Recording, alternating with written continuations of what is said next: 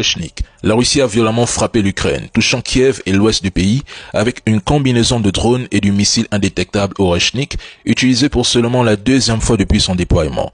Moscou a affirmé que ce missile, qui est difficile à intercepter même pour les meilleurs systèmes de défense au monde, visait des sites de production de drones et des infrastructures énergétiques en Ukraine. Des zones d'infrastructures ont été gravement endommagées, notamment en région de Lviv, où des installations énergétiques essentielles ont été sévèrement touchées, entraînant des perturbations majeures des services publics tels que la fourniture de gaz.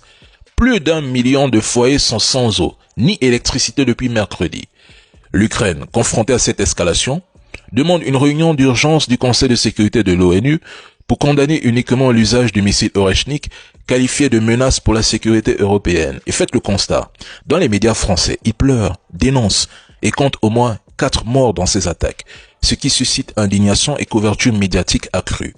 Mais cette attention est très différente de celle portée à d'autres crises dans le monde. Par exemple, lors de l'opération américaine au Venezuela, Caracas enregistre plus de 100 morts, sans que ces mêmes médias qui pleurent 4 Ukrainiens en fassent une couverture continue ou expriment la même indignation. On pourrait citer la RDC, Gaza, le Soudan, le Sahel, Haïti, la liste est longue, ou même récemment Moscou. Ça ne les intéresse pas. Pour eux, la gravité des morts dépend de la zone.